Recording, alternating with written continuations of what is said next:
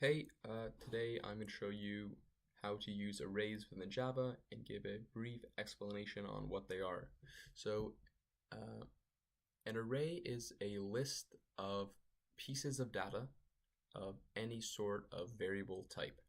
So what separates an array, let's say, from an integer is an integer can only hold one value, and in that case a number, whereas an array can hold multiple values of the same integer type. So if you picture an integer as, let's say, a truck, the truck can only hold, so much stuff of the same thing in the back of the car, where, let's say, an array is a train, where each segment of the train can hold different pieces of stuff, or in this case, different pieces of information.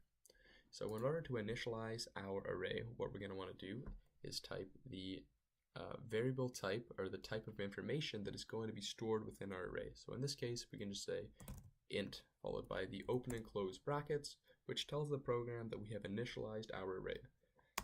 Next, what we want to do is set the name of our array to whatever we want, and at this example, I'm just going to use test nums. Next, we want to say that it is equal to new space, once again, the type of data that's being stored, in this case int, followed by the number of units of data that will be stored, or the length of the list. So we can just say 3. And the number within the brackets is how long the list will be, or also known as the amount of indices within the list. So in order to put input values to each one of its corresponding 3 places in the list, so test nums 0, test nums 1, and test nums 2, we can just manually do it like this. Test nums 0 can be equal to, let's say, 10. Test nums 1 can be equal to 22, or test nums 2 and be equal to 7. What we've done here is manually inputted the data into the list. And if we want to view the data, we can simply call for it by saying system.out.print test nums, and then whichever indice we wish to view, which is the number which is going to be in the braces or the brackets, let's say 2. So it should print 7. All right, now let's say you want to try to call a value that is not within your set range that you've created. So let's say that the array you have created is only going to be 3 pieces of information long. If I want to call from test nums 3, which doesn't exist, you're going to be getting an error. You have to remember that when you're creating your array, it's not inclusive of the value within the brackets. It's starting from 0 and going up until that value. All right, another way that we can store information in an array is by manually inputting it using braces. So for example, if I want to just make my array a set of values such as this, it automatically has created the array with 3 indices, a length of 3, and if I want to call from it again, I can just go system.out.print test nums, any of these 3 values here that I would like. So this should print the value 5, which it does. All right, cool. Now let's say we want to print all of the values within our array. Let's say we have a very long array, so we don't want to manually print them one by one. We can use a very powerful combination of for loops as well as using the array itself.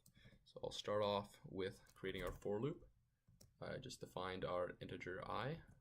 So I will start at 0. And if I is less than the length of our array, and we can find out the length of the array by typing the name of our array dot length, then we want to increase I by an increment of 1. So what this is going to do is this going to loop through every value of our array starting from 0 up until the length of the array, but not including it. So the length of the array minus 1. So we can just go here and say system.out.print test nums I. And what this is going to do is this is going to print all of the values within our array. All right, cool. Now let's mix it up a little. Let's say we want to find the sum of values within our array. How are we going to do this? Well, I will show you. Once again, we're going to keep the same for loop system where we want to loop through each value of our array, but we want to create a new integer or a new variable int. We'll say test sum. Before our variable or our loop starts, we want to set test sum equal to 0. So test sum equals 0. And rather than printing each value of the array, let's say test sum wants to be equal to test sum plus the value of the array. So test nums I. So what this is going to do, it is going to add each value of the array to test sum. So it's adding the value to itself each time. If I want to print the value at the end, we should get the total of all of our values of our array added together. Systemout.print test sum. Alright, let's give that a try. So 10 plus 15, that's going to be 25, plus 22, 47, plus 20, 67, plus 6, 73. Alright, that looks good.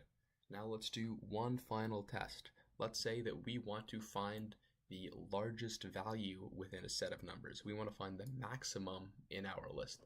And in this case, our list is rather small, and it's simple for us to just look at the list and say, oh, okay, 22 is the largest number. But let's say, in an example, our list is 400 data pieces long, and it's going to be much more difficult to do that by hand. And this is where using the loops and the arrays can be extremely powerful tools. So what we're going to want to do is create a new integer called, let's say, test max, and we want to start off by setting that to 0 before our for loop starts. So as soon as we get in, no, not actually 0, what we're going to want to do is set it to the first value of our array. Because if we set it to 0 and all of the values in our array are going to be negative, then test max is still going to be 0 and it's never going to change. So what we want to do is set that to test nums, the first value of our array, the first indice, which is 0, so we'll automatically start at 10. Now we want to see, let's say, if test nums I is greater than test max, then test max is now going to be replaced with whichever value in the array test nums I was. And then we output test max.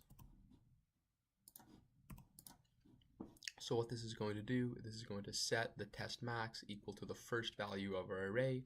Then we're going to loop through each value of the array and compare it to our initial test max value.